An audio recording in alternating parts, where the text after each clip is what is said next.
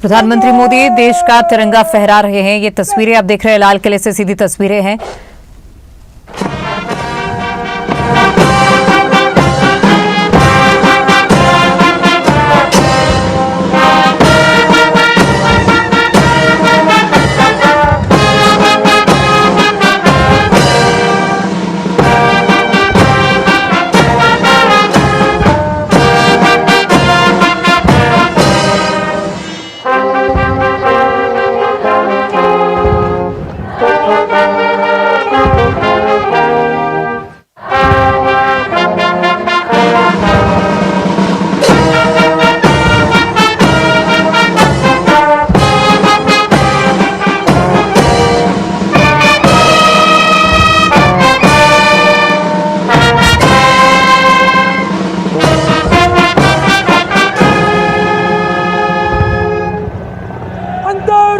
Police मांगो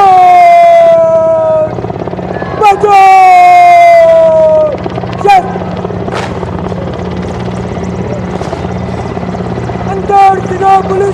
After the hoisting of the national flag by the Honourable Prime Minister and the 21-gun salute, flower petals being showered at the venue by two Mi-17 helicopters of the Indian Air Force, one trooping the national flag and the other trooping a flag depicting Vande Mataram. The captains of the helicopters, Wing Commander Rajat and Squadron Leader Ankit Varshane. What a sight to behold! Vande Mataram के 150 वर्ष पूरे होने के शुभ और पावन अवसर पर Mi-17 helicopters उनका झंडा लेकर आसमान में विलीन होते हुए और अब माननीय प्रधानमंत्री महोदय के उद्बोधन की प्रतीक्षा। प्रधानमंत्री महोदय विशिष्ट दर्शक दीर्घा में मौजूद विशिष्ट अतिथिगणों को अभिवादन करते हुए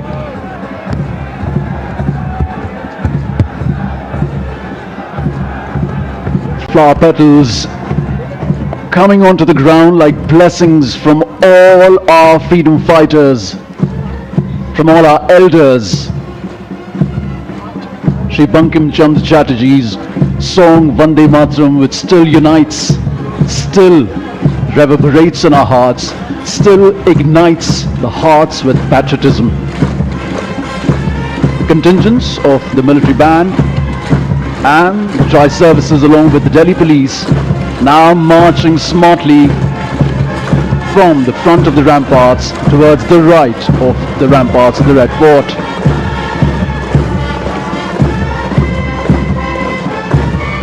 What a march, stoic and precise.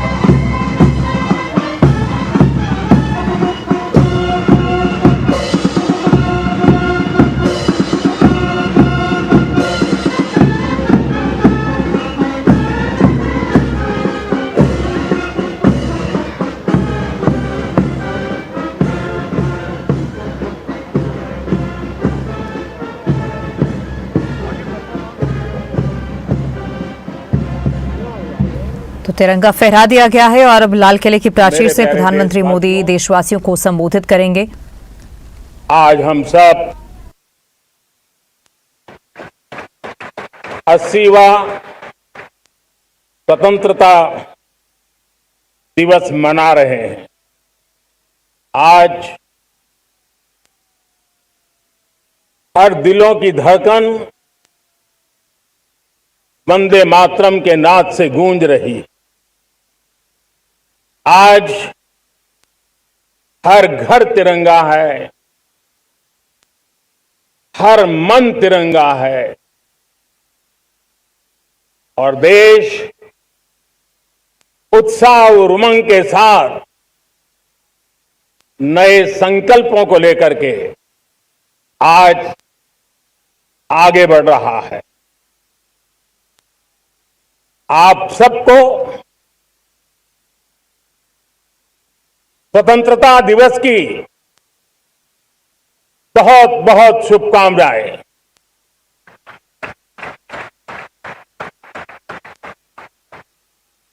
देश आज उन महान सपूतों का पुण्य स्मरण करती है जिन्होंने देश की आजादी के लिए त्याग बलिदान की पराकाष्ठा की। अपने तप त्याग और बलिदान से आजादी के एकमात्र लक्ष्य को लेकर के अपनी पूरी जिंदगी खपा दी। पूज्य बापू समेत सभी स्वातंत्र सेनानियों को बलिदान की महान परंपरा जगाने वाले महान क्रांतिकारियों को आज मैं श्रद्धापूर्वक नमन करता हूं।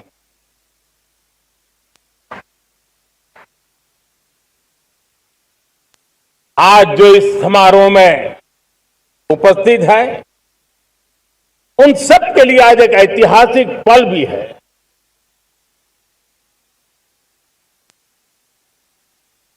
आजादी के बाद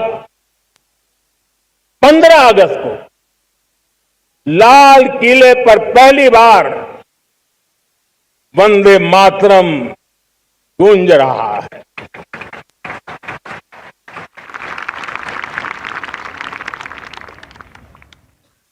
आज जब हम देश के लोग वंदे मातरम के 150 वर्ष मना रहे हैं तो इससे बड़ा उत्तम अवसर क्या हो सकता है। मेरे प्यारे देशवासियों,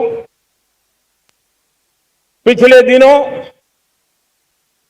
देश के कुछ हिस्सों में बाढ़ का प्रकोप रहा, भूस्खलन का प्रकोप रहा, अनेक परिवार प्रभावित हुए। उनके दुख दर्द को हम भली भांति अनुभव करते हैं। पीड़ित परिवारों को मैं विश्वास दिलाता हूं कि हम और पूरा देश उनके साथ खड़े हैं। मेरे प्यारे देशवासियों, कोई भी राष्ट्र तब महान बनता है, तब अपनी सिद्धियों को प्राप्त करता है, जब अपने सपनों, अपने संकल्पों और अपने सामर्थ्य के दम पर आगे बढ़ता है। मेरे देशवासियों, अब छोटे सपनों से चलने वाला नहीं है।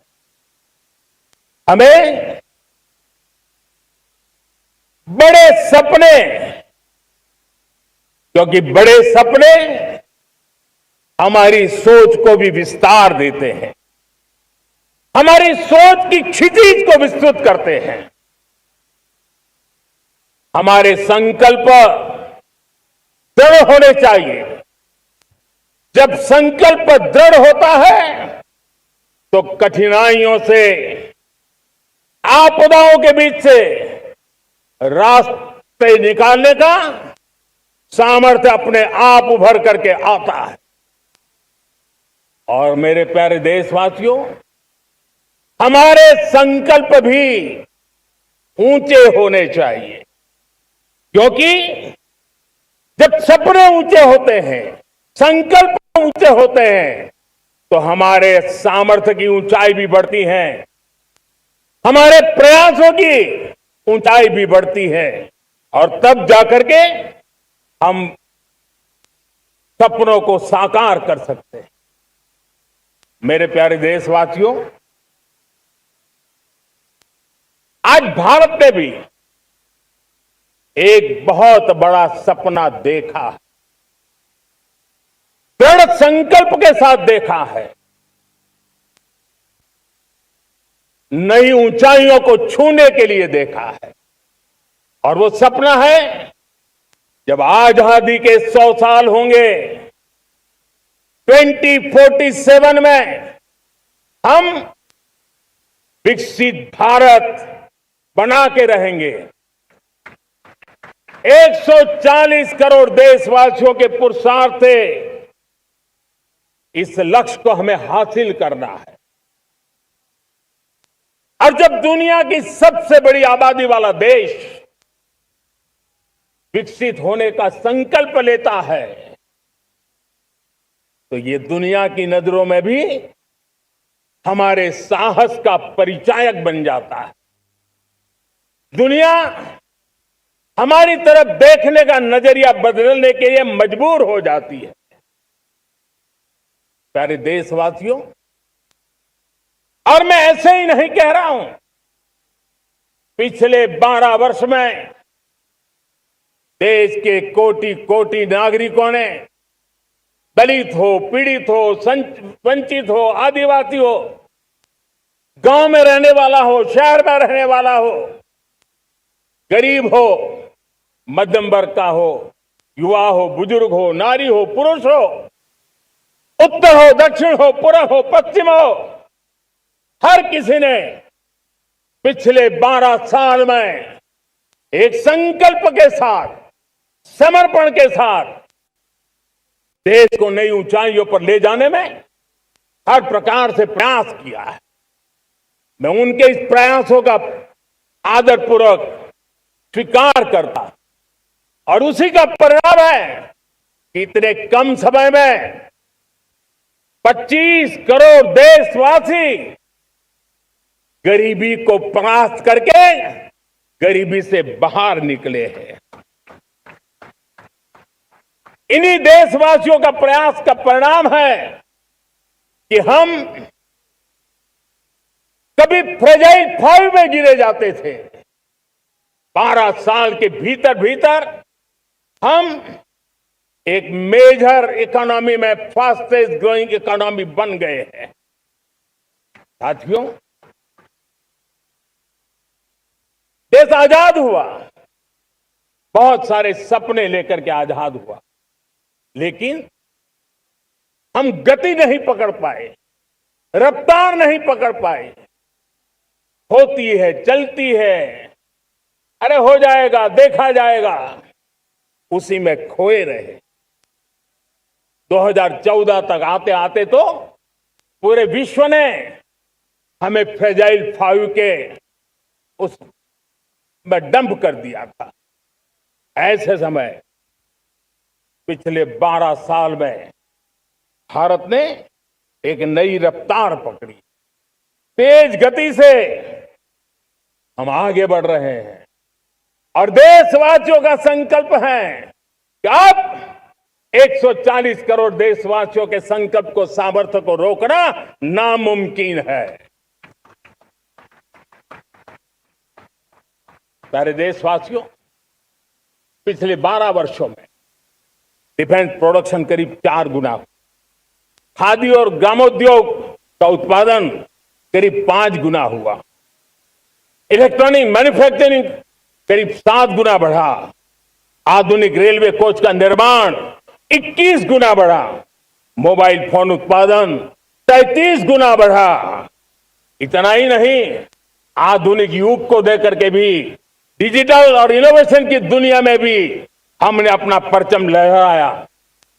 इंटरनेट यूजर, इंटरनेट कंज्यूमर करीब करीब 4 गुना बढ़े, पेटेंट ग्रांट होने की संख्या 4 गुना बढ़ी, डिजिटल ट्रांजैक्शन 100 गुना बढ़े। सामान्य मानवीय की सुविधाओं की तरफ भी हमने उतना ही गंभीरता से काम किया। हर साल औसतन 15 गुना ज्यादा तेजी से हमने नल से जल कनेक्शन दिए। हर साल औसतन 6 गुनी ज्यादा रफ्तार से लोगों को गैस कनेक्शन दिए। हर साल 4 गुनी रफ्तार से गरीबों के लिए टॉयलेट बनाने का काम किया। हर साल 3 गुना ज्यादा तेजी से गरीबों को घर देने का काम किया। देश ने गवर्नेंस में भी बहुत बदलाव लाया। हजारों की संख्या में कंप्लायंसेस खत्म किए। सैकड़ों की तादाद में पुराने कानून खत्म किए। पिछली शताब्दी के कानूनों से 21वीं शताब्दी की मार्च नहीं हो सकती। हमने आधुनिक इंफ्रास्ट्रक्चर के लिए मेट्रो का विस्तार किया। हमने पब्लिक ट्रांसपोर्ट को ताकत दी। जिस स्पीड से काम, जिस स्केल पर काम किया, ये सब, ये रफ्तार, ये विस्तार, ये अचीवमेंट आजादी के बाद पहली बार पिछले 1 दशक ने देखा है। और जब इतनी सारी सिद्धियां हमारे सामने हो, इतनी तेज गति दिखाई देती हो, देशवासियों का सामर्थ्य पल पल प्रकट होता है, तब तो 2047 में विकसित भारत बनने का संकल्प कभी भी अधूरा नहीं रह सकता है।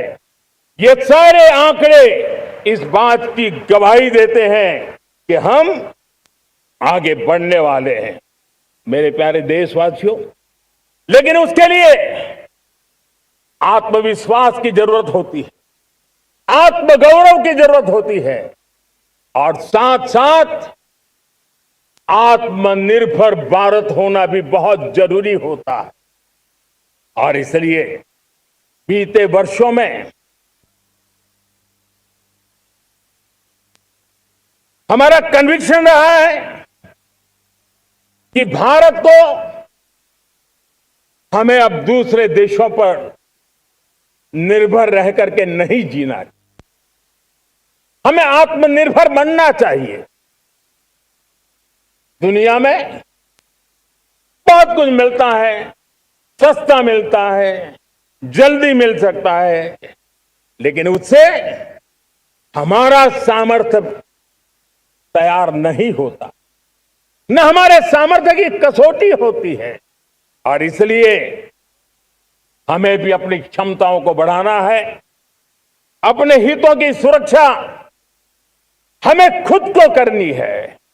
और इसलिए आत्मनिर्भर भारत का संकल्प बहुत दृढ़ता के साथ हम लेकर के आगे बढ़ रहे हैं। मेक इन इंडिया, स्वदेशी, वोकल फॉर लोकल, इन सारे क्षेत्रों में आज हर भारतीय का मन जुड़ रहा है। मेरे प्यारे देशवासियों, मैं आपको एक उदाहरण देता हूं सेमीकंडक्टर का। देश आजाद होने के बाद विश्व में तो सेमीकंडक्टर की चर्चा हो चुकी थी, हमारे यहां भी बातें होती थी, लेकिन सेमीकंडक्टर का कोई बड़ा प्लान हम आगे नहीं बढ़ा पाए। और आज स्थिति क्या है? आज की डिजिटल दुनिया में, आज की टेक्नोलॉजी में चिप का महात्म्य हम समझते हैं। कोई भी इलेक्ट्रॉनिक गुड्स होगा, हमारे मेडिकल इक्विपमेंट होंगे, हमारे ट्रांसपोर्ट के रास्ते होंगे, हर किसी में चिप अनिवार्य है। और इस चिप के बिना दुनिया थम जाए ऐसी स्थिति पैदा हो। और इसलिए भारत ने आत्मनिर्भर होने की दिशा में अपना सेमीकंडक्टर प्लांट, बड़ा सेमीकंडक्टर प्लांट, 3 सेमीकंडक्टर प्लांट शुरू हो चुके हैं। और मुझे बताया गया है कि वहां जो प्रोडक्शन हो रहा है वो एक्सपोर्ट होना शुरू हो चुका है। और मैं देशवासियों को कहना चाहता हूं, आने वाले 7-8 वर्ष में और 5, 7 या 8 सेमीकंडक्टर प्लांट बहुत ही जल्द शुरू होने वाले। ये आत्मनिर्भर भारत हमें विकसित भारत की दिशा में जाने का महामार्ग देती। मेरे प्यारे देशवासियों, वैसी ये चर्चा क्रिटिकल मिनरल की हो रही है। पूरी टेक्नोलॉजी क्रिटिकल मिनरल पर निर्भर है। भारत इसमें भी अपने आप को सुरक्षित करने में जुटा हुआ है। क्रिटिकल मिनरल का लक्ष्य साझा किया जाए। नेशनल क्रिटिकल मिनरल ये हमने लॉन्च किया। बजट में क्रिटिकल मिनरल कॉरिडोर की हमने घोषणा की है। कई देशों के साथ एग्रीमेंट हो रहे हैं। विश्व के कई देश अब इस क्रिटिकल मिनरल के विषय में भारत के पर भरोसा करने लगे हैं। मेरे प्यारे देशवासियों, जैसे सेमीकंडक्टर की बात हो, क्रिटिकल मिनरल की बात हो, वैसे ही जिस टेक्नोलॉजी की दिशा में हम जा रहे हैं, दुनिया जा रही है, उसमें एनर्जी का महत्व और बढ़ता चला जा रहा है।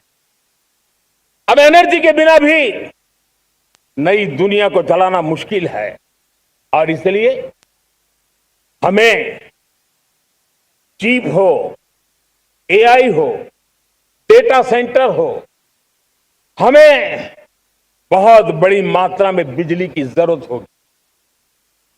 एनर्जी सिक्योरिटी ये हमारे समय की मांग है और इसलिए हमने पहले से ही उस दिशा में एक के बाद एक मजबूत कदम उठाए हैं। एनर्जी सिक्योरिटी का एक बड़ा माध्यम है परमाणु ऊर्जा, न्यूक्लियर एनर्जी। हमने पार्लियामेंट में शांति एक्ट पास कर करके एक नए लक्ष्य तरफ जाने का रास्ता तय कर लिया है। 2047 तक हम 100 गीगावाट न्यूक्लियर पावर का लक्ष्य लेकर के चल रहे हैं। इसी एक दशक में हम 5 नए न्यूक्लियर रिएक्टर शुरू करने का लक्ष्य लेकर के चल रहे हैं। इस वर्ष भारत ने फास्ट ब्रीडर न्यूक्लियर टेक्नोलॉजी में महारत हासिल करके एक अहम पड़ाव पार किया है और उसके कारण परमाणु ईंधन में आत्मनिर्भर बनने की दिशा में हमें एक बहुत बड़ा सफलता का कदम हमने रखा है। मेरे प्यारे देशवासियों, कई बार संसाधनों की कमी के कारण देश रुकता नहीं है, लेकिन रुकने का कारण सोच की सीमाएं होती हैं। जब सोच बंद जाती है, सीमाओं में सड़ने लग जाती है, तब हम अपने सामर्थ्य को भी पहचान नहीं पाते हैं। देश को आज कच्चे तेल पर निर्भर रहना पड़ रहा है और हमारी गलत सोच के कारण है। आप जान के हैरान हो जाएंगे, हमने समुद्री तट पे 99% हमारा समुद्री तट का पूरा हिस्सा ऐसी सोच के कारण नो गो एरिया घोषित करके रखा था। हमने ही समंदर के अंदर जाकर के एक्सप्लोरेशन न करने का निर्णय कर लिया था। ये सोच का दारिद्र्य था। हमने फैसला किया ये नहीं चल सकता। हमने उस 99% को जो कभी नो गो एरिया हुआ करते थे, हमने उसको गो एहेड एरिया के रूप में खुला कर दिया है और अब हम समुद्र के भीतर भी एक्सप्लोरेशन करने की और नए नए भंडार खोजने की दिशा में हम प्रवृत्त हैं, हम प्रयास कर रहे हैं। हमने पिछले वर्ष उसी दिशा में एक महत्वपूर्ण कदम रखते हुए समुद्र मंथन की घोषणा की थी और पिछले दिनों हमने 85,000 करोड़ रुपए इस काम के लिए आवंटित करके काम को गति देने का निर्णय कर लिया है। मेरे प्यारे देशवासियों, एनर्जी सिक्योरिटी, इसका मैंने कहा कि हमें ऑल्टरनेट स्रोतों की तरफ भी पूरी शक्ति लगाना बहुत जरूरी है और इसलिए ऊर्जा का सही इस्तेमाल बढ़ाते हुए भारत इसी दिशा में आज तेजी से काम कर रहा है। 2014 से पहले, मतलब आज से 12 साल पहले, हमारे देश में सिर्फ 70 शहरों में पाइप से गैस की व्यवस्था थी, पाइप से गैस डिस्ट्रीब्यूशन होता था। 12 साल में इन 70 शहरों को हमने 700 शहरों तक पहुंचा दिया है। ये होती है रफ्तार, ये होता है विस्तार।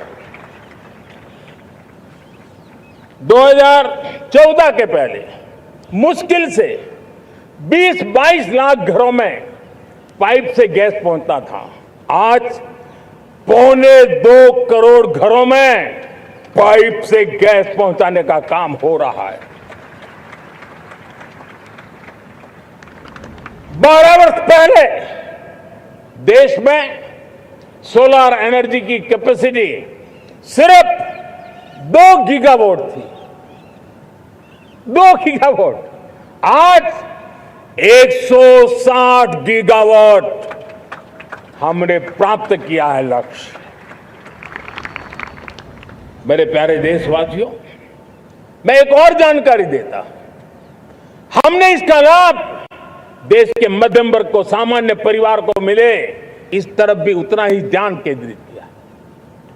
हमने पीएम सूर्यघर मुफ्त बिजली योजना चालू की और आज मुझे संतोष है कि इतने कम समय में 50 लाख घरों का सोलर एनर्जी का काम हम आंकड़ा पार कर चुके हैं। तेजी से चल रहा है और इसके कारण हजारों घरों का बिजली बिल 0 हो गया है। हजारों घर अपनी बिजली का उपयोग करने से अतिरिक्त बिजली आज बेच करके कमाई कर रहे हैं। हर परिवार को हम इस काम के लिए 80,000 रुपया सरकार की तरफ से एक एक परिवार को मदद दी जा रही है, तब जाकर के हम इस काम को पूरा कर रहे हैं। मेरे प्यारे देशवासियों, आपको जानकर के हैरानी होगी, ये जो हमारी रेलवे है उसका इलेक्ट्रिफिकेशन का काम हमारे देश में 1925 में शुरू हुआ था। 1925 में इलेक्ट्रिफिकेशन का काम शुरू हुआ, लेकिन 90 साल में 1925 से लेकर के 90 साल में सिर्फ 30% रेल का इलेक्ट्रिफिकेशन हुआ था। यानी 90 साल में 30%। हमारी रफ्तार देखिए, लक्ष्य को पाने के लिए हमारी दौड़ देख लीजिए। हमने एक दशक के अंदर 100% काम पूरा कर दिया। 90 साल में 30%, 10 साल में 70%, ये होता है काम। और इसके कारण डीजल जो हमें बाहर से लाना पड़ता है उसकी बचत हुई, बिजली से हमारी ट्रेनें चली, पर्यावरण को फायदा होने लगा। मेरे प्यारे देशवासियों, हम यहां से नहीं रुके हैं, हम दुनिया के अंदर पीछे रहना नहीं चाहते। पिछले दिनों आपने खबर सुनी होगी, भारत ने ईंधन का नया क्षेत्र को भी छू लिया है। देश ने पहली हाइड्रोजन से चलने वाली ट्रेन शुरू कर दी है और मुझे खुशी है, ये सबसे लंबी ट्रेन है और सबसे ताकतवर ट्रेन है और दुनिया में हाइड्रोजन ट्रेन के क्षेत्र में भी भारत ने अपना झंडा गाड़ दिया है। प्यारे देशवासियों, पिछले 10-12 साल हम लगातार 2047 के लक्ष्य को पाने के लिए दौड़ रहे हैं, एक के बाद एक सोपान सिद्ध कर रहे हैं। हमने सोचा भी नहीं था कि हमें इसमें भी कुछ मुसीबतों का झेलना पड़ेगा। पिछले 10-12 वर्ष में कितने संकटों का सामना करना पड़ा। कोरोना जैसी वैश्विक महामारी ने पूरी दुनिया को चिंता में डाल दिया था। सारी व्यवस्थाएं चरमरा गई थी। कोरोना से बाहर निकले, युद्ध की विभीषा की खबरें आने लगी। कहीं यूक्रेन तो कहीं पश्चिम एशिया, हर जगह पे तनाव का माहौल। और पता नहीं भविष्यवेत्ताओं ने तो न जाने क्या क्या घोषणाएं कर दी थी। देश को डराना, देश को भयभीत रखना, देश को चिंतित रखना, इसी में कुछ लोगों को आनंद आता है।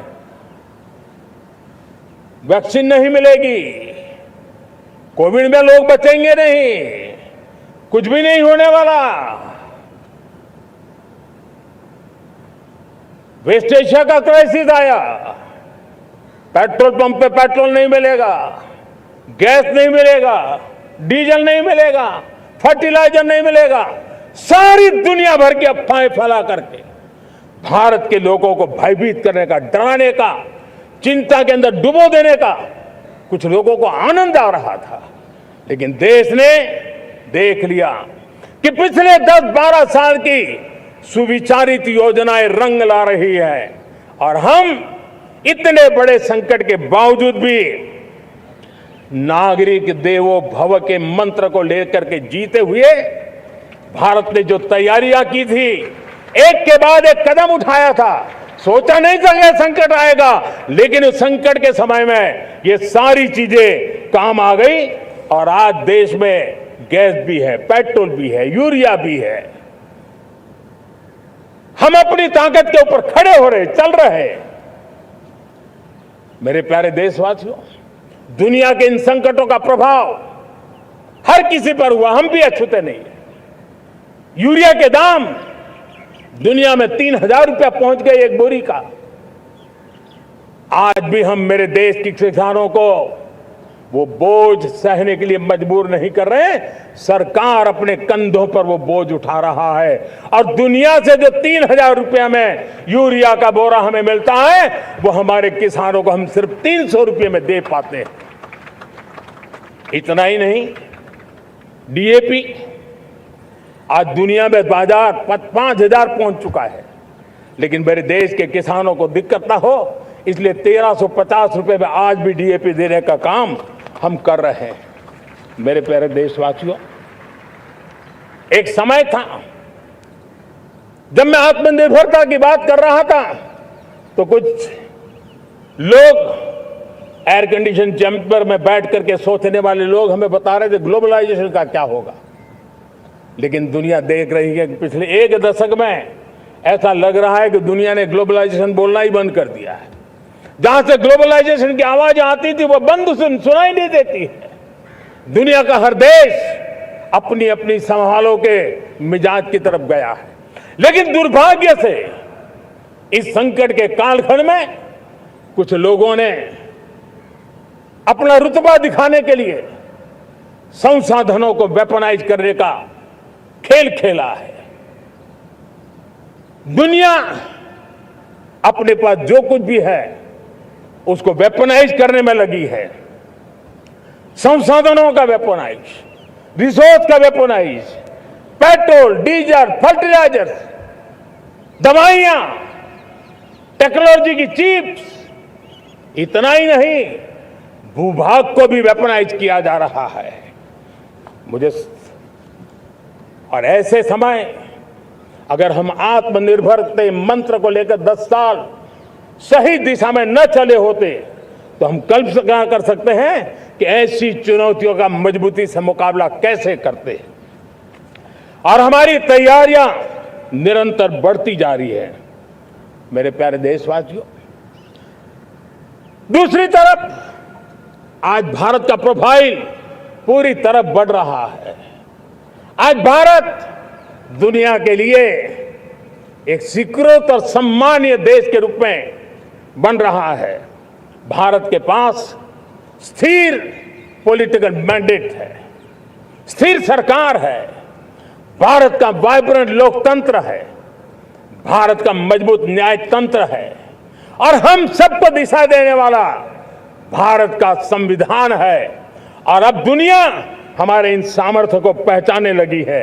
और इसलिए 2014 के बाद दुनिया करीब करीब 40 देशों के साथ हमारा FTA एग्रीमेंट हो रहा है।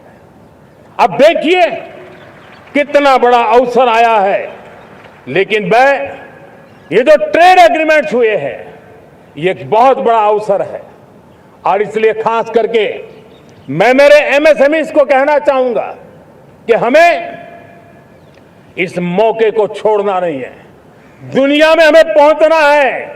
भारत के उत्पाद की हर चीज विश्व के बाजार में पहुंचे और चाहे हमारा टेक्सटाइल हो, हमारी मशीनरी हो, हमने दवाइयां हो, हमने मौका छोड़ना नहीं है।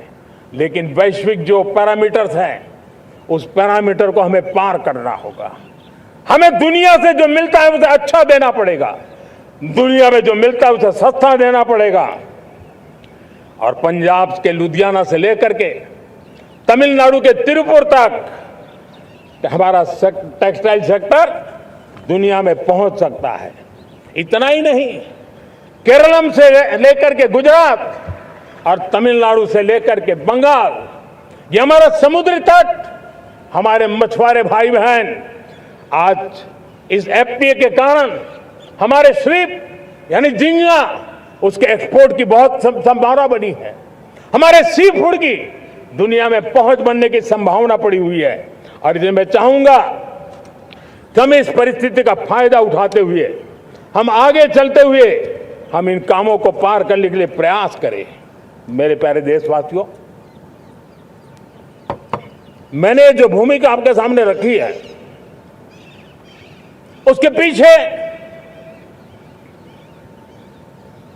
2047 का लक्ष्य इन मजबूत नींव पर खड़ा है। 2047 विकसित भारत का लक्ष्य हमने पिछले 10-12 साल में देशवासियों ने जो सामर्थ्य दिखाया है उस सामर्थ्य का हिस्सा है। और इसलिए मेरे प्यारे भाइयों बहनों, सदी का 1/4 हिस्सा बीत चुका है और अगला 1/4 हमारे लिए अत्यंत महत्वपूर्ण है। अब हम रुक नहीं सकते हैं, हमारी गति नहीं रुक सकती है, हमारी दिशा तय हो चुकी है, हमें प्राप्त करके रहना है। और इसके लिए हमें अपना वर्क कल्चर बदलना होगा। हमारे वर्क कल्चर को बदलते हुए हमें हमारी सोच को भी बदलना होगा, हमें हमारे काम की गति को भी बदलना होगा।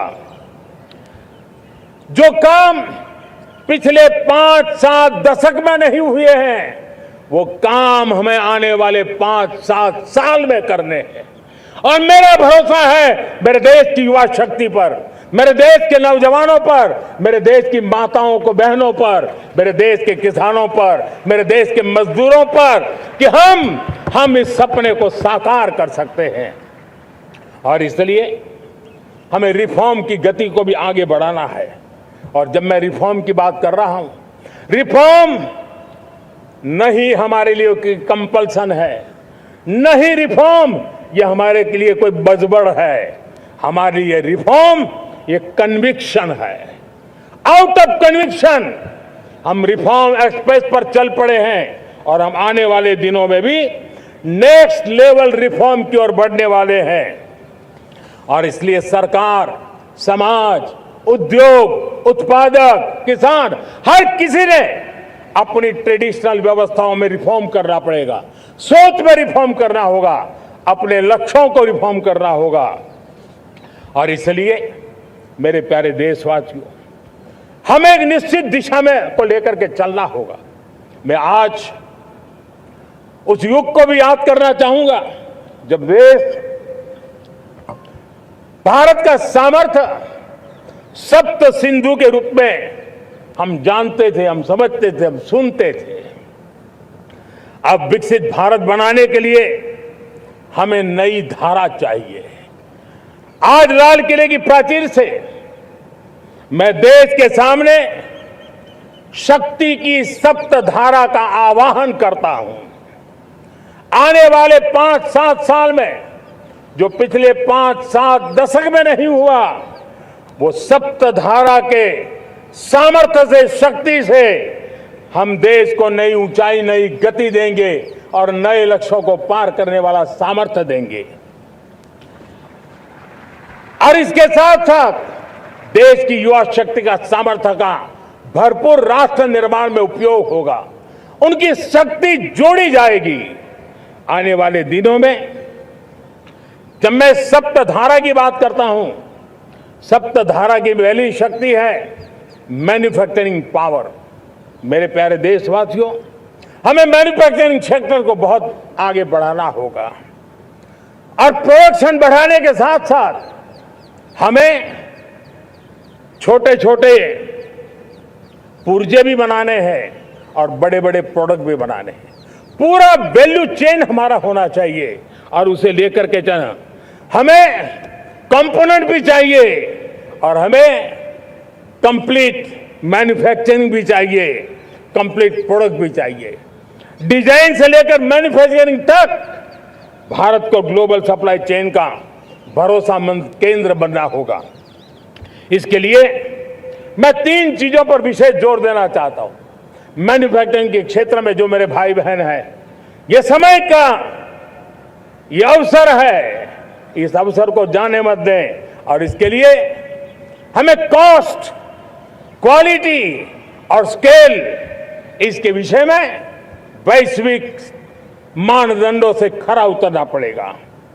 हमारी फैक्ट्रीज कॉम्पिटिटिव हो, हमारे प्रोडक्ट्स यूजर फ्रेंडली हो, हमारा पैकेजिंग दुनिया के लोगों को लुभावने वाला हो, आकर्षित करने वाला हो, हमारा जीरो डिफेक्ट प्रिसीजन मैन्युफैक्चरिंग, ये हमारी पहचान बनना चाहिए।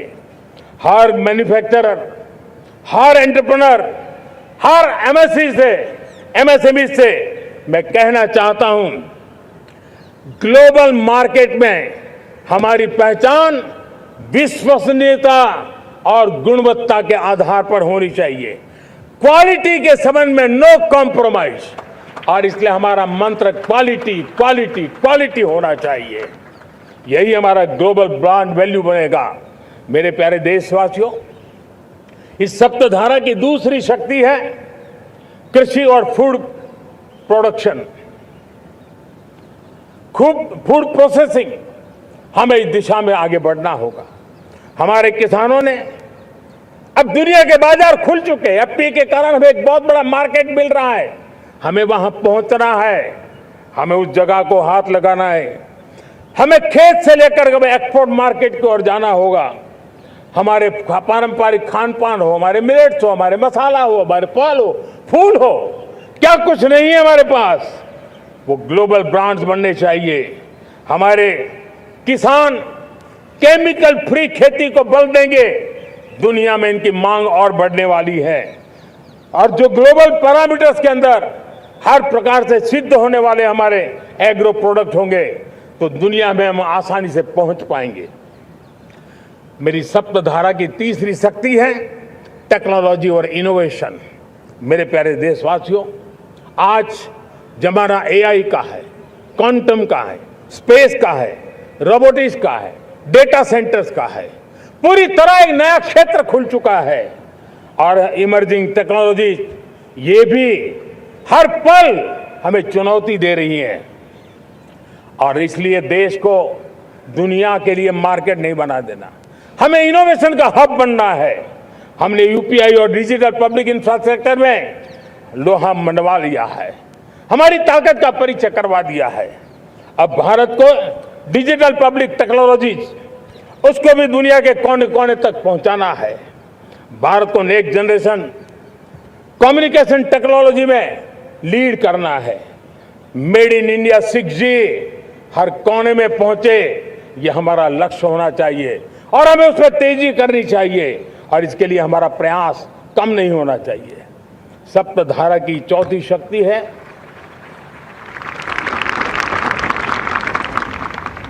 गति शक्ति। यह गति शक्ति देश के अंदर सीमलेस फास्ट कनेक्टिविटी पर हमें बल देना होगा। शहरों को हाई स्पीड रेल से हमें जोड़ना होगा।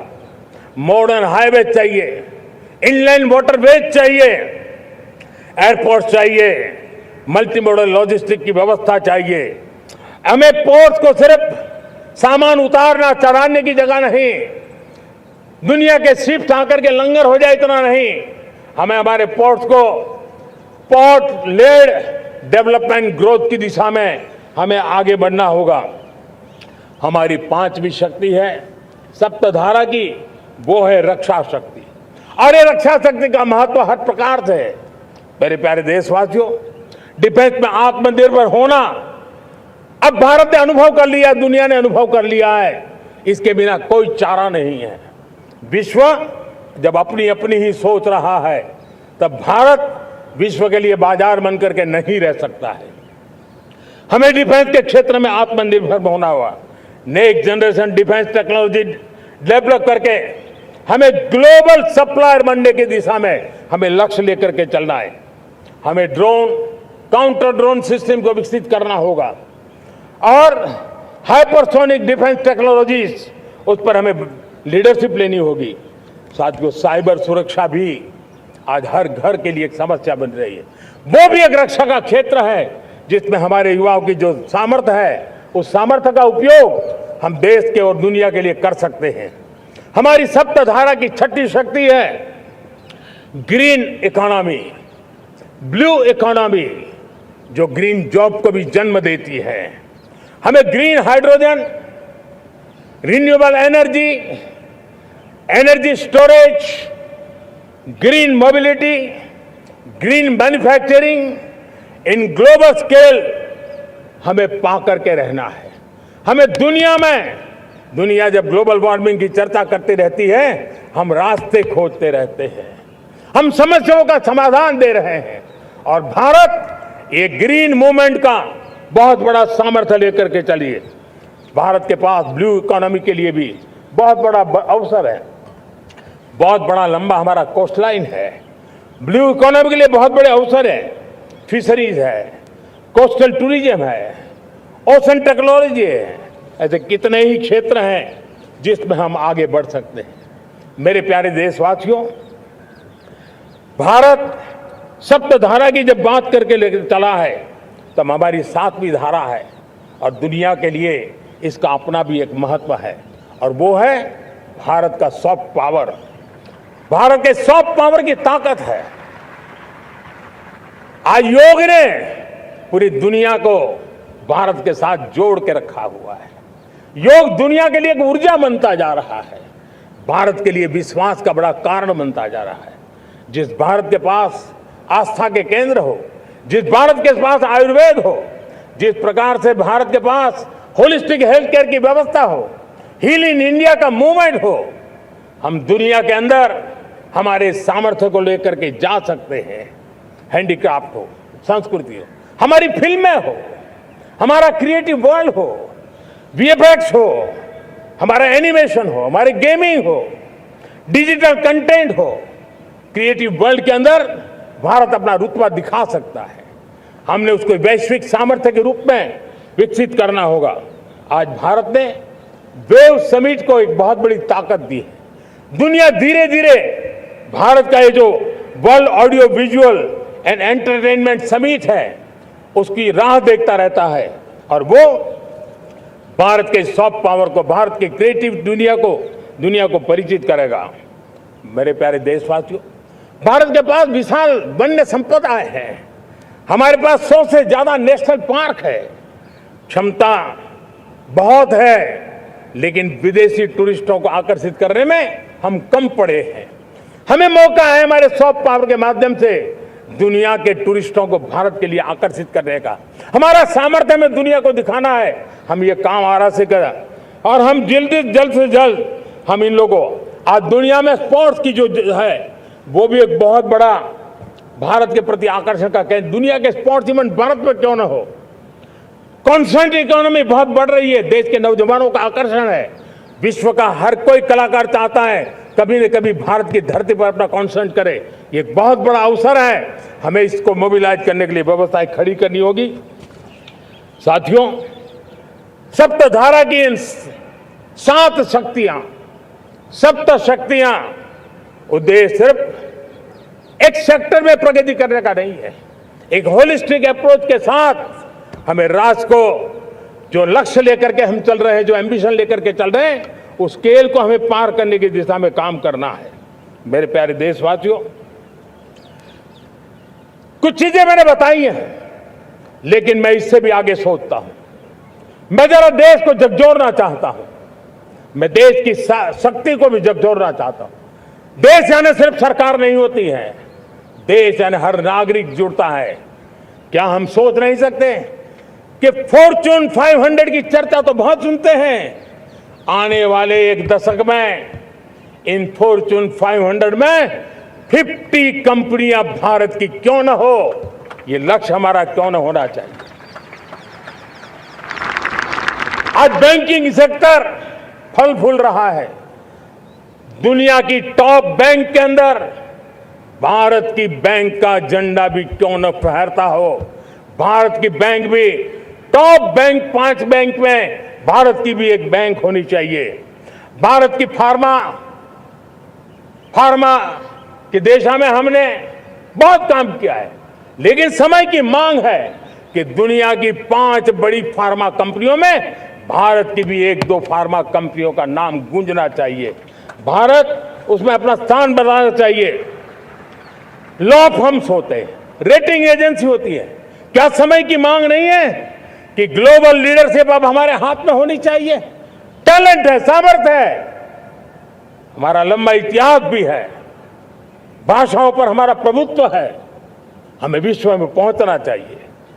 हमारी कोई कंसल्टिंग फर्म, अकाउंटिंग फर्म दुनिया के टॉप फर्म्स के अंदर क्यों नहीं होनी चाहिए? भारत की टेक्नोलॉजी कंपनियां दुनिया के अंदर सिरमौर हो, यह हमारा लक्ष्य होना चाहिए।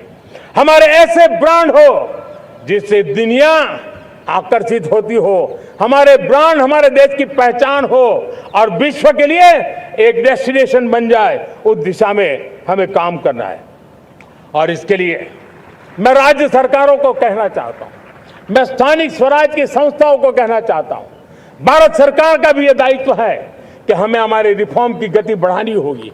हमें 2047 के लक्ष्य के अनुरूप हमारी व्यवस्थाओं को विकसित करना होगा। हमें बीते हुए काल के नीति नियमों से नहीं चल सकते, हमें आने वाले सपनों के हिसाब से नीति नियमों को गढ़ना होगा। और इसको अगर हम करेंगे तो मुझे पूरा विश्वास है और मैं देशवासियों को भरोसा देता हूं कि इसी रास्ते मेहनत में कोई कमी न करते हुए हम विकसित भारत का सपना पार करके रहेंगे। हमें सबको मिलकर के चलना है, केंद्र सरकार हो, राज्य सरकार हो, इंडस्ट्री हो, हम सब ने मिलकर के आगे बढ़ना है। हमें रिफॉर्म्स करते रहना है, रिफॉर्म्स को आगे बढ़ाते रहना है। और मैंने पहले भी कहा था, हम रिफॉर्म कंपल्सन से नहीं, कन्विक्शन से कर रहे हैं, लक्ष्य को प्राप्त करने के लिए कर रहे हैं। मेरे प्यारे देशवासियों, जब मैं विकसित भारत की बात कर रहा हूं, देश को तेज गति से आगे बढ़ाने की बात कर रहा हूं, उसका सबसे बड़ा लाभार्थी कौन है? इन सारे प्रयासों का सबसे बड़ा साधक कौन है? अगर साधक है तो मेरे देश का युवा है, मेरे देश की युवा शक्ति है। विकसित भारत की यात्रा में युवाओं की बहुत बड़ी भूमिका है। इतना ही नहीं, विकसित भारत का सबसे बड़ा लाभार्थी भी मेरे देश का युवा है। और इसलिए हमें विकसित भारत के लक्ष्य को युवाओं के साथ जोड़ करके आगे बढ़ाना है। युवाओं हमारी सर्वोच्च प्राथमिकता के साथ हमें आगे बढ़ना है। साथियों, पिछले 10-12 साल में उस दिशा में बहुत कुछ हुआ है। स्टार्टअप इंडिया अभियान, आज पूरे देश में 2.5 लाख से ज्यादा रजिस्टर्ड स्टार्टअप बन गए। देश के नौजवान खुद तो काम कर रहे हैं, अनेकों को रोजगार दे रहे हैं। 1 लाख करोड़ रुपया इनोवेशन फंड भारत सरकार ने घोषित किया है। मैं देश को, नौजवानों को कहना चाहता हूं, आप अपने सपनों को लेकर के आइए, संसाधनों की कमी नहीं रहने देंगे। 1 लाख करोड़ रुपया आपके दिल दिमाग को सामर्थ्य देने का एक व्यवस्था हमने कर दी है। रिसर्च के नए अवसर मिले, डिजिटल इंडिया के नए सस्ते डेटा, ये युवाओं को सशक्त किया। दुनिया में सस्ता डेटा कहीं है तो भारत की धरती पर है। और देश के नौजवानों को नई ताकत दी है। स्किल इंडिया हमने नेशनल प्रोग्राम बनाया है। स्पेस सेक्टर को हमने ओपन कर दिया। नेशनल ड्रोन पॉलिसी हमने बनाई है। खेलो इंडिया पॉलिसी बनाई है। 35 वर्षों तक एजुकेशन पॉलिसी नहीं थी, नई एजुकेशन पॉलिसी लेकर के आए हैं और इसका फायदा मिडिल क्लास के परिवारों को हुआ है। साथियों, 2004 से 14 आंकड़ा मुझे देना चाहिए आपको। 2004 से 14 हमारे देश में 350 से भी कम यूनिवर्सिटी थी और आज 10-12 साल के भीतर करीब 650 नई यूनिवर्सिटी जुड़ चुकी हैं। करीब 1000 का आंकड़ा हम पहुंच रहे हैं। 2014 के पहले मेडिकल की सिर्फ 400 सीटें हुआ करती थी, आज करीब 850 सीटें मेडिकल की हो रही है। इतना ही नहीं, अब विदेशी यूनिवर्सिटी भी भारत की धरती पर आ रही है। भारत के अंदर विदेशी यूनिवर्सिटी की डिग्री मेरे नौजवान को मिले, इसका प्रबंध भी हो चुका है।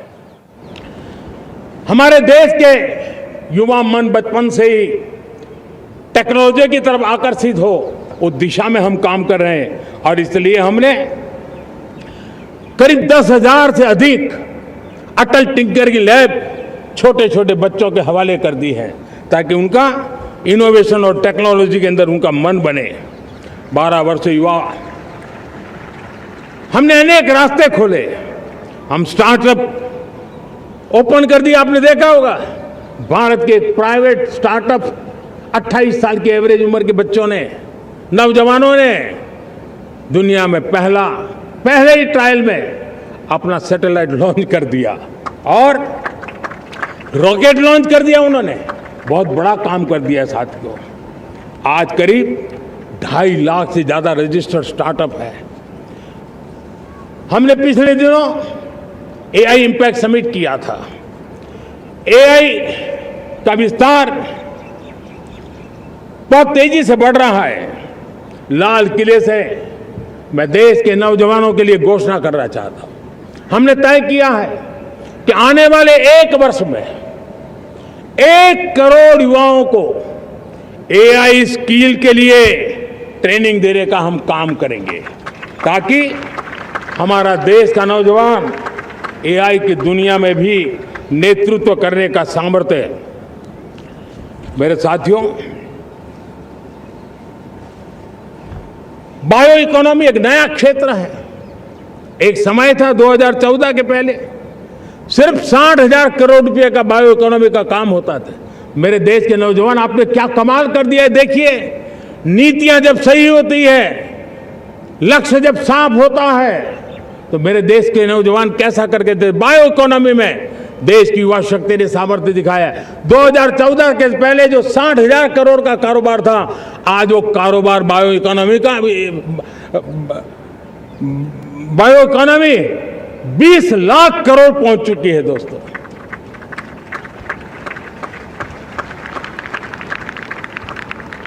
दो 2009-10 का कालखंड था, सिर्फ 25 लाख इलेक्ट्रिक व्हीकल हमारे देश में बिके थे।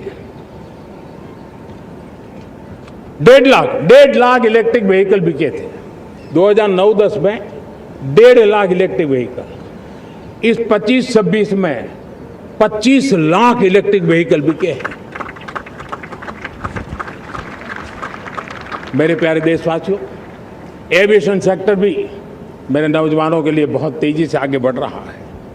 नए एयरपोर्ट, नए रूट, नए रोजगार के अवसर बना रहे हैं। मेंटेनेंस, ओवरहॉलिंग, इसके भी कारण देश में बहुत बड़ी मात्रा में स्किल मैन पावर को काम मिल रहा है। मेड इन इंडिया हवाई जहाज बनाने की दिशा में हमने सफलता पाई है। Made in India defence transport aircraft C295 already अपनी उड़ान भर चुका है, सफल उड़ान भर चुका है। ये देश के नौजवानों के लिए, मेरे साथियों, ड्रोन ने भी बहुत बड़ा काम किया है। स्वामित्व योजना, गांव में ड्रोन से स्वामित्व योजना सफल हो रही है। करीब 3.25 करोड़ परिवारों को स्वामित्व योजना का लाभ मिला है। और इसके कारण 140 लाख करोड़ रुपए जैसी संपत्ति अनलॉक हुई है, जिसके कारण बैंक से लोन मिल सकता है, लोग अपना कारोबार कर सकते हैं। मेरे प्यारे देशवासियों, हमारे मध्यम वर्गीय परिवारों के सामने एक बहुत बड़ा बोझ बन चुका है कोचिंग क्लासेस की स्पर्धा। हर माँ बाप को लग रहा है कि कोचिंग क्लास में बच्चे को नहीं भेजा तो हम प्रतिष्ठित परिवार नहीं हैं। इन गरीब और मिडिल क्लास परिवारों की हम चिंता करते हुए हजारों करोड़ रुपए का उनका खर्च है वो भी बचे, बेटे भी अपने आसपास रह सके, उनकी देखभाल हो सके, परिवार पर आर्थिक बोझ ना आए। और इसलिए हमने युवाओं के लिए विभिन्न परीक्षाओं की फ्री ऑनलाइन कोचिंग हमने करने का निर्णय किया है। डिजिटल पब्लिक इंफ्रास्ट्रक्चर है, हमारे पास उत्तम टैलेंट है, टीचर्स हैं, उन संसाधनों को जोड़ करके हम देश के नौजवानों को फ्री कोचिंग देने का एक पूरा नेटवर्क हम खड़ा करने वाले हैं। मेरे प्यारे देशवासियों, मैं हमेशा कहता आया हूं, जो खेले वो खिले। जब मैं खेले वो खिले की बात कर रहा हूं, तब मेरे प्यारे देशवासियों, आज भारत खेल की दुनिया में अपनी जगह बना रहा है। अब खेल के पोडियम में भारत का राष्ट्रगीत सुनाई देता है, भारत का राष्ट्रगान सुनाई देता है, भारत का तिरंगा झंडा लहराता दिखाई नजर आ रहा है। टॉप्स योजना ने बहुत बड़ी सफलता पाई है। खेलो India games, university games, winter games, beach games, sports infrastructure, sports के लिए कोचिंग, स्पोर्ट्स मेडिसिन, स्पोर्ट्स के लिए न्यूट्रिशन, इन सारे विषयों में भारत अब महारत करने की दिशा में आगे बढ़ रहा है। नौजवानों के लिए पूरा नया क्षेत्र, खिलाड़ी न बन सके तो उसकी सपोर्ट सिस्टम में भी बहुत बड़ा क्षेत्र खुल रहा है। स्पोर्ट्स की दुनिया में भारत का प्रदर्शन बेहतर होता रहा है और हम 2036 में ओलंपिक के मजबूत दावेदार बनकर के आगे बढ़ रहे हैं और 2030 में कॉमनवेल्थ गेम्स को भारत होस्ट करने वाला है। और मेरे साथियों, दुनिया में जो ओलंपिक की खेल होते हैं, करीब 40 प्रकार के गेम होते हैं और करीब 350-350 स्पर्धाएं होती हैं ओलंपिक में। और आपको जानकर के दुख होगा मेरे देशवासियों, मेरे नौजवानों, मैं आपको चुनौती देता हूं, मैं आह्वान करता हूं, मैं आपकी मदद चाहता हूं। 350 जितने स्पर्धाओं में भारत 2/3 खेलों में कहीं होता ही नहीं, हमारी मौजूदगी नहीं होती, हम क्वालिफाई नहीं होते हैं। हमने तय किया है कि 2036 में जो ओलंपिक होगा, हम चाहते हैं कि वो भारत में हो, लेकिन 2036 में जिन विधाओं में आज भारत खेलता नहीं है, जिन विधाओं में भारत क्वालिफाई नहीं करता है, जिन स्पर्धाओं में भारत ने छोड़ के रखा है, 3/4 हिस्सा हमारे इंतजार कर रहा है। भारत उस पर बल देगा और इसके लिए हम टैलेंट हंट का एक अभियान भी चलाना चाहते हैं। हमें अगर 2036 के लिए खिलाड़ी चाहिए तो आज जो 5 साल, 10 साल, 15 साल की उम्र के नौजवान हैं, बेटे हैं, उनकी तरफ ध्यान देना होगा, उन बेटियों पर ध्यान देना होगा। और इसलिए 5 से 15 उम्र के बच्चों में खेल प्रतिभा ढूंढने के लिए गांव-गांव, शहर-शहर, स्कूल-स्कूल एक टैलेंट हंट का अभियान चलाया जाएगा। बच्चों की प्रतिभा को देखा जाएगा और फिर उनको स्पेशल ट्रेनिंग दे करके देश के लिए खेलने वाले अच्छे खिलाड़ी बनाए जाएंगे। मेरे प्यारे युवा, देश के सामने, देश के नौजवानों के सामने नशा एक बहुत बड़ा संकट बनता जा रहा है।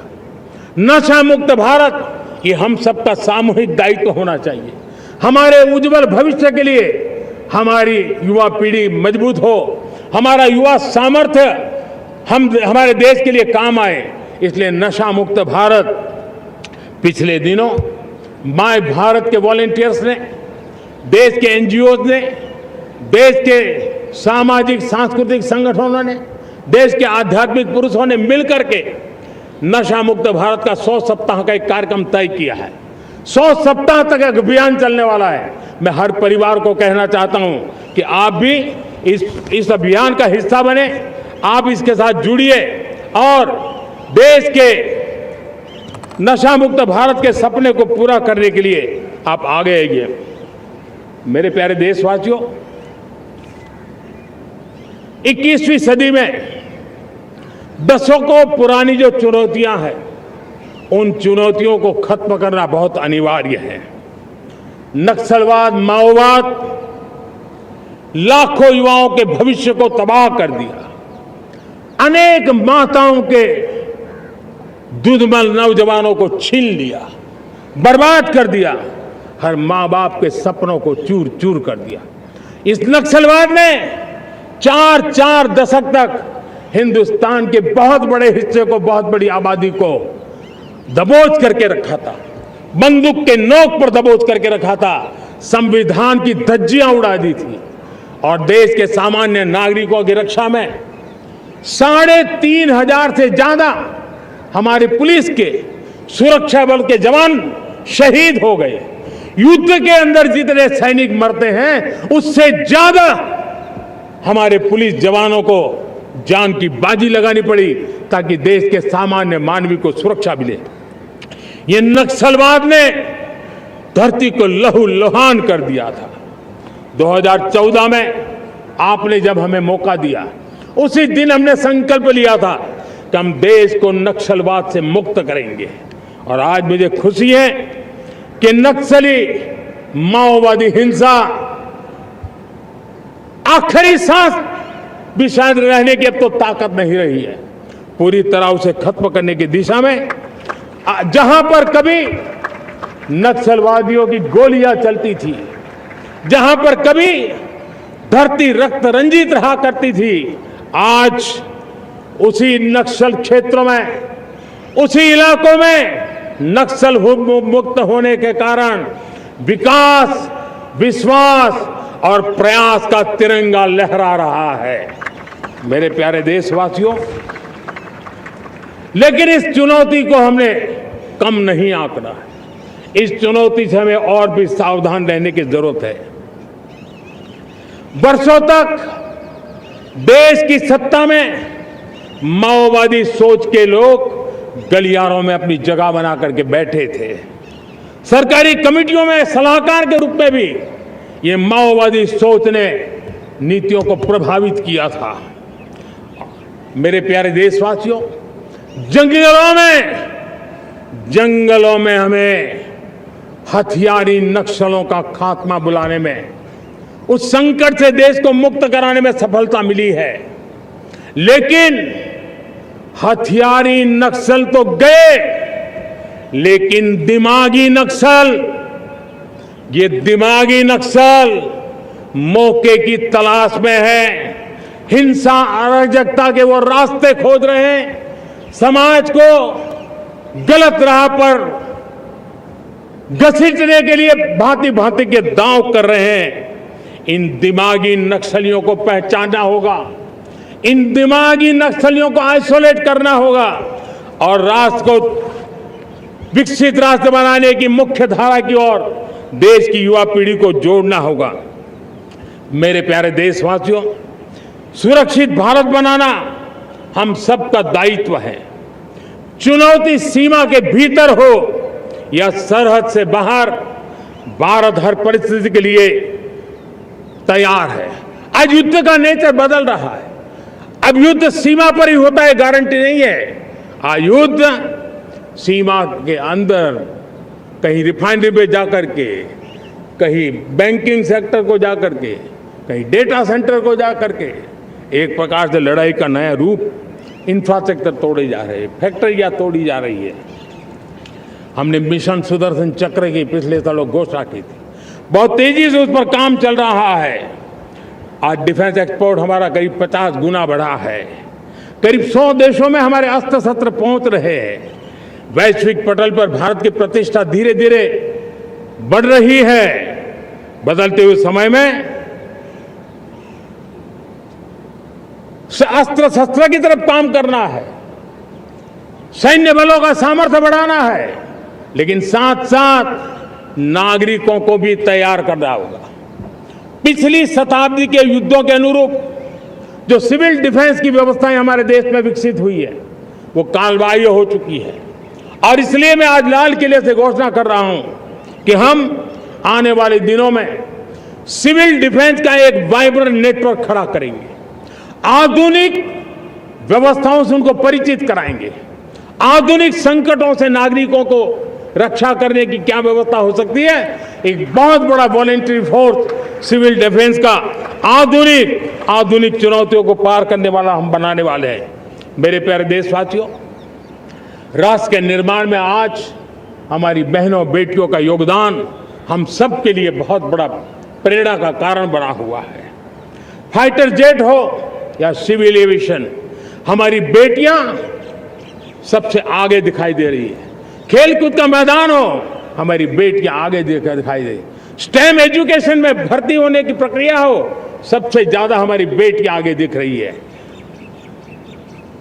आज सेना में भी एनडीए से जो बच्चियां निकली हैं वो बड़े रौब के साथ देश की सेना का नेतृत्व करने का सामर्थ्य दिखाने लगी है। मेरी बेटियों की ताकत कैसी है। मैं पिछले दिनों साणंद में एक सेमीकंडक्टर प्लांट में गया, वहां आदिवासी बेटियां, देश के अलग अलग कोने से आई हुई बेटियां काम कर रही थी। वो उस गांव से आई थी जिन्होंने पासपोर्ट क्या होता है पता तक नहीं था। वो बेटियां विदेशों में गई, ट्रेनिंग लेकर के आई और आज चिप निर्माण का काम कर रही है और बड़े कॉन्फिडेंस, मैं जो उनका कॉन्फिडेंस देखा, मैं सचमुच में बहुत प्रभावित हुआ था। आज 3 करोड़ बहनों को हमने लखपति दीदी बनाने का लक्ष्य तय किया था, उसको पार कर लिया था। अब हम 6 करोड़ लखपति दीदी बनाने के लक्ष्य को लेकर के आगे बढ़ रहे हैं। 3 करोड़ नई लखपति दीदी बनना मतलब ग्रामीण अर्थव्यवस्था में बहुत बड़ा बदलाव मातृशक्ति के द्वारा आने वाला है। मेरे प्यारे देशवासियों, आज पंचायतों में, नगर पालिका में, महानगर पालिका में बहुत बड़ी मात्रा में हमारी महिलाएं जनप्रतिनिधि बनकर के देश का मार्गदर्शन कर रही है, समस्याओं का समाधान कर रही है, बहुत ही सक्षम नेतृत्व दे रही है। और इसी को ध्यान में रखते हुए हमने पार्लियामेंट में नारी शक्ति वंदन अधिनियम पारित किया था, लेकिन किसी न किसी कारण से राजनीति के अखाड़े में पिछले 40 साल से ये सपना हमेशा राजनीतिक अखाड़े का शिकार हो गया है। मैं देश के सभी राजनीतिक दलों से आज लाल किले की प्राचीर से तिरंगे झंडे की छाया में खड़े होकर के प्रार्थना करता हूं, आग्रह करता हूं, आइए उन महिलाओं के सामर्थ्य के पुजारी बनिए, उन महिलाओं के सम्मान में आगे आइए और जल्द से जल्द हमारी माताओं बहनों को 33% विधानसभा और लोकसभा में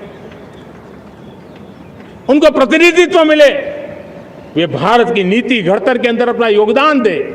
समय की मांग है और मैं सभी राजनीतिक दलों से फिर से आग्रह करता हूं, आइए महिला आरक्षण लागू करके महिला सम्मान में आप भी जुड़िए, आप भी यश लीजिए, आप भी क्रेडिट लीजिए, लेकिन मेरी माताओं बहनों को हक दीजिए।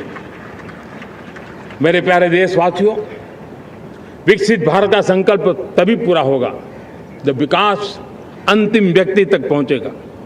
2014 से पहले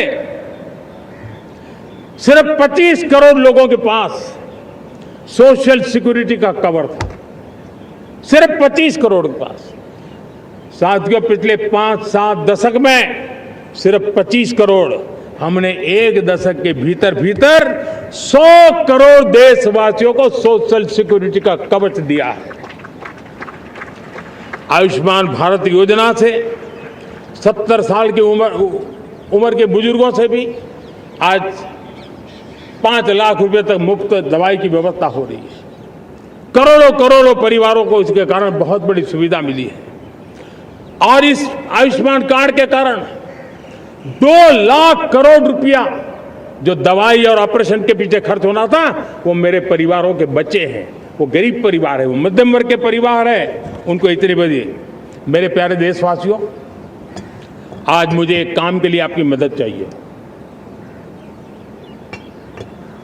मैं आप सबसे एक मदद मांग रहा हूं। सभी नौजवानों से मैं चाहता हूं कि आप इसका नेतृत्व करिए। आपका 1 या 2 घंटे देश को बहुत बड़ी शक्ति देने वाले हैं। आपको लगेगा 1-2 घंटे में मैं देश की क्या शक्ति, मैं बताता हूं, आप बहुत बड़ी शक्ति बनने वाले हैं। और इसलिए हर घर में वातावरण बने। इन दिनों देश में जनगणना का काम हो रहा है, सेंसस का काम हो रहा है, गिनती चल रही है। और गिनती सिर्फ आंकड़ों से बात बनती नहीं है, उसकी बारीकियों से नीतियां बनती हैं, योजनाएं बनती हैं, देश आगे बढ़ने की अपनी रूपरेखा तैयार करता है। और इसलिए सटीक जानकारियां होना बहुत जरूरी है। कभी कभी जो सरकार की तरफ से प्रतिनिधि आते हैं वो इतनी जल्दी में होते हैं, कभी स्पेलिंग एक लिख देते हैं, कभी अलग लिख देते हैं, और इसके कारण अल्टीमेट परिणाम हमें सही मिलने में दिक्कतें आती हैं। अब जब टेक्नोलॉजी अवेलेबल है और इस बार निर्णय किया है, आप स्वयं भी जनगणना में अपनी जानकारियां अपने मोबाइल फोन से भर करके दे सकते हैं।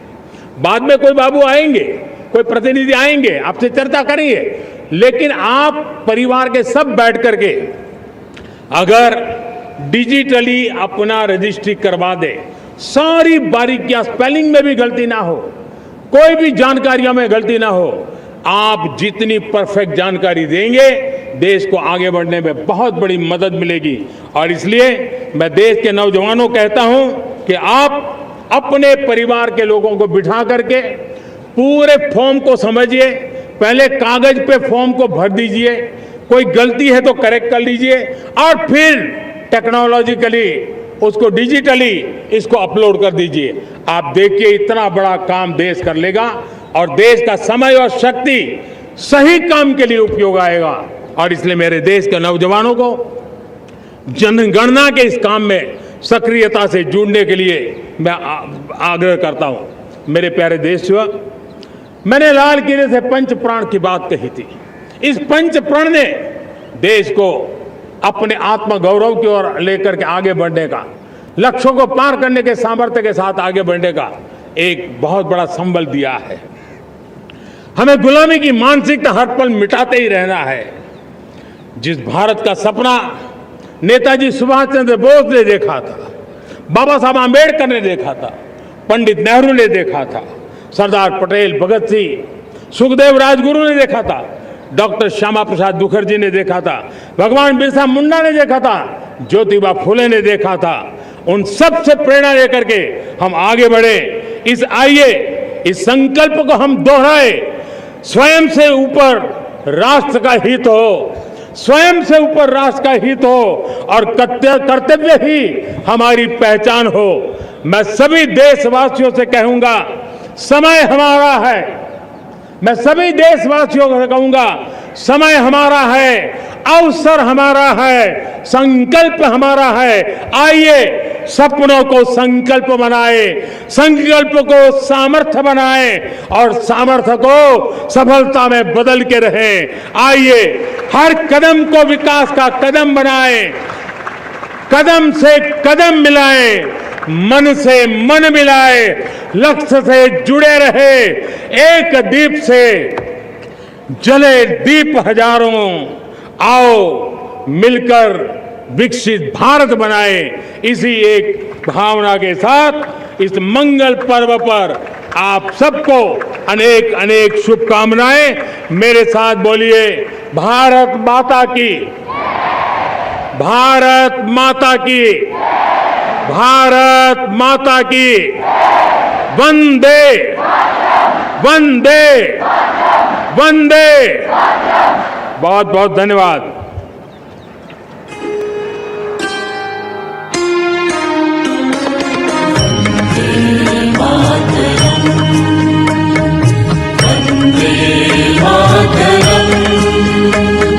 सुजलां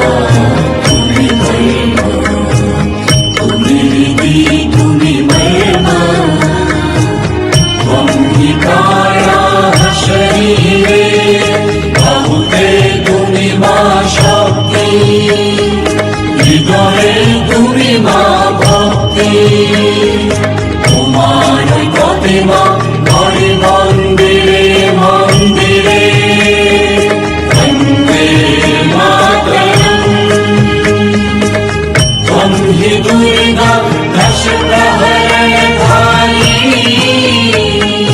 कमला कमल दल विहारिणी वाणी विद्यादायिनी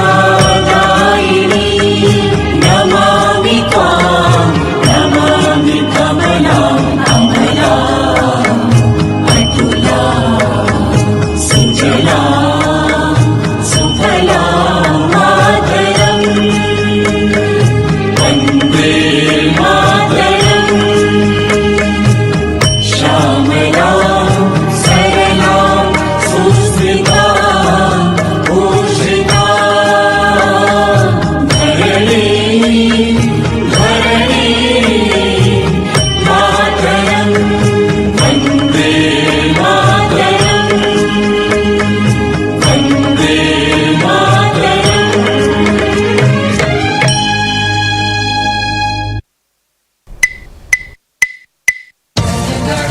अधिनायक जय हे भारत भाग्य विधाता पंजाब सिंध गुजरात मराठा द्राविड़